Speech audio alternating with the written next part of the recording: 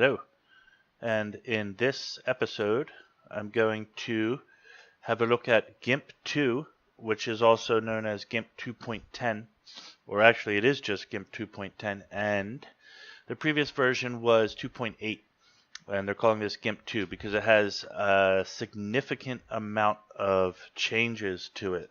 So previously, they had 2.8.1, and it might get upgraded to fix some bugs, and so they'd call it 2.8.2 and so on. I don't know exactly what the last version was, but in this one, this is a whole new thing. It's not a minor, they didn't just update some minor bugs or anything. They actually, oh, look at that, my settings are still in there. They actually made significant changes. And I only heard about a couple of the changes. I just read it, and I'm going to have a look here. Oh, look, all my settings are still there. So I was worried to install this because if it for some reason doesn't work well, that'd be a problem.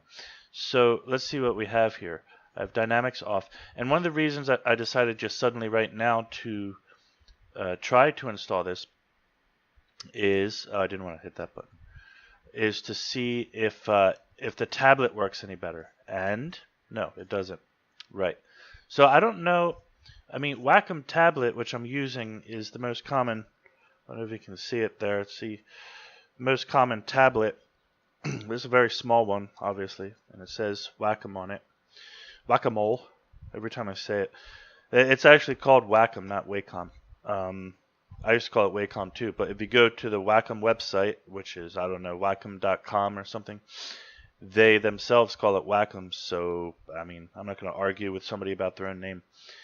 But yeah, I don't care if we call it Wacom either, but I don't know. Anyway, that doesn't work. So the reason I decided to try installing this right now was mostly for that. I'm sick and tired of it still works. The tablet works, but the pressure sensitivity often doesn't work. And oh yeah, all my settings are here. So it just wrote over. That was something I was afraid of. It wrote over the old GIMP. So you can only open either this GIMP or the other GIMP, I think. Let me see. And it does have a different icon. So what happens if I click on this icon? GIMP. The shortcut refers to has been changed or moved. Okay, so basically when they installed this GIMP, they deleted the other one. I was hoping that wasn't the case, but I can also, if I need to, I can download the older version, and you can do that too, so you can experiment if you want. I heard that they have rotating canvas in this. Let's check that out. So the one thing that I was really hoping for is not fixed. Or do I have to check the settings? I don't know. So let me check real quick. Is it input devices? Yes. Yeah, you can see that flicker. That means it's actually using the mouse. There's a tablet, and it should be set to screen, which it is, which is good. So, what about this? Can I just disable this? Will it still work? Save and close. Yeah. No. That still works. Okay. I don't even know what that means, the pointer. So, it is what it is. Let me see about rotating the canvas. Is that this? What is this? No, that's rotate tool. So all the tools are still here. They changed the icons and I don't recognize it as well. What is this one? Warp, transform, deform with different tools. Oh yeah, and I heard some things like the cage tool might work better. For me previously, the cage tool did not work. Oh, that's warp. That's kind of neat. It does that effect. If I zoom in, can I make the brush? Is my brush not bigger? No. I might have to update those settings. This still works. Oh wait, what if I go here and I make the brush bigger? No. So I had two hotkeys set up to change brush size, but it's not working. So what does it do? Nothing. Undo works. Everything else. Flip canvas still works. These tools all work. Yeah, it's just that 9 and 6. Let me see. So also in preferences, I can see perhaps if they have the rotate canvas. I'm not seeing a icon over here, am I? What is that? Ink tool. Yeah, I don't recognize anything. So let's go to Where's keyboard preferences? That should be, I can go directly to it in this menu, right? Yeah, keyboard shortcuts. Let's go rotate. I might have to look this up. Rotate. But that's for view. View rotate 15. And the shortcut is disabled. Let me set it to something random, like a bracket. Tools decrease 1. Yeah. Okay. So I'm going to try this bracket and that one. Okay. Let's see if that works. Yeah. Okay. We can rotate the canvas. This is a brand new feature. Could not do that before. Very, very cool. That's neat. And that's extremely handy, by the way. Let me set my other. Let me see how easy this is. Some of this stuff I should be doing, on my own. But I just want to get a recording of this fresh experience. This is the first time I've used this ever, so you can see how easy it is to pick up for somebody who already has experience in GIMP. And I did the same thing again. Excuse me. Preferences. Geez, I keep doing that. By the time I get there, I forget what I'm doing. You might notice I have this personality about me where I just jump around. Brush. So if something doesn't work quickly, then my attention span will jump to something else before it's even finished. I particularly hate that if I'm playing a game and things don't work or they're slow. Tool size. Shouldn't it be brush size? Oh, it should be tool size. Oh, they call it tool size. That's why it didn't work. Instead of calling it brush size specifically, it's tool size. And this is the one that I used to use.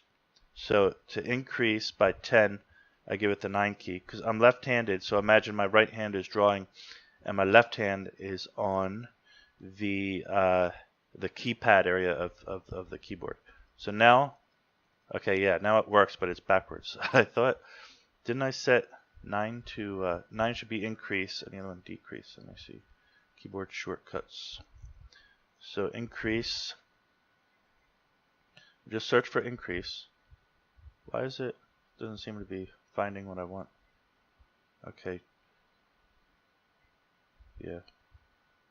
Tool size increase by 10. That should be 9. So I had it backwards somehow. Oh, so now search for decrease. And again, it's going to be tool. What is it? Tool size decrease by 10.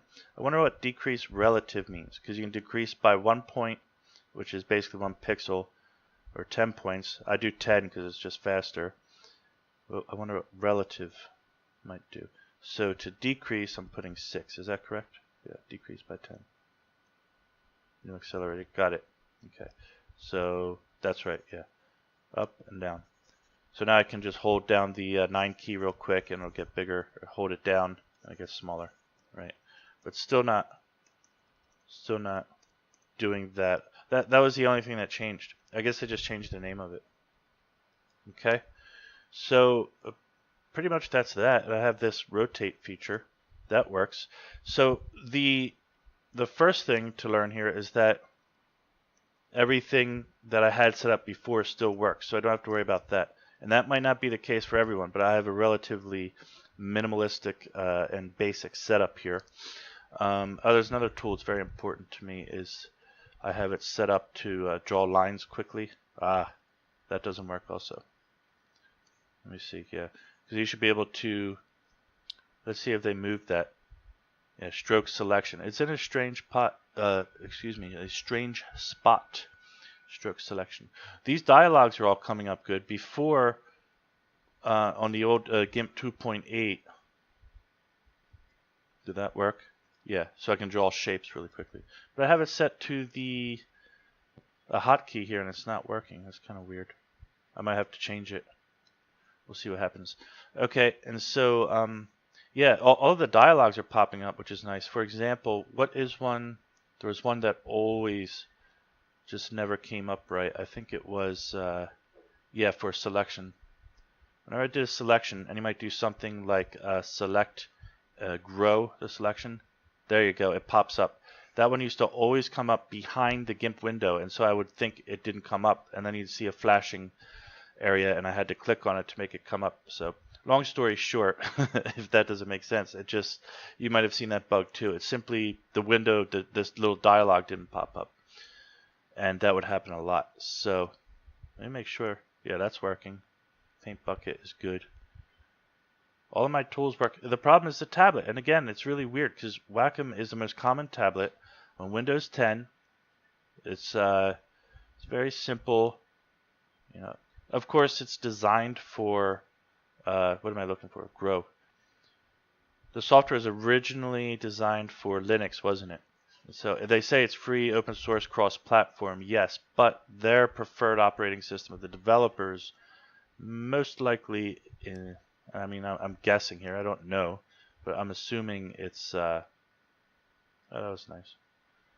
I'm assuming it's Linux because, well, everything works perfectly on Linux. Then again, not really. Actually, yeah, I take that back because I had to do significant. Well, let's put it this way. I had to write a script. I had to write quite a long, complicated script for driver settings for the Wacom tablet in Linux. Although that was many, many years ago, in order to get it functioning properly. And so that was annoying and very time consuming. It was not easy to install Wacom driver. And I even remember reading about it. You know, Linus Torvald, the creator of Linux, is the one who manages a lot of the drivers and stuff. And perhaps, you know, the fact that he had that in there was really good. It's really cool. There was a driver for Wacom tablets, and including pressure sensitivity and all that stuff. But he, I guess it wasn't that good, or it was new at the time. And so at that time, it was annoying to set up. But after I set it up, every time I turned on a computer in Linux and with GIMP, it just worked perfectly. It was flawless. I loved it. I had a bigger tablet then too. But now,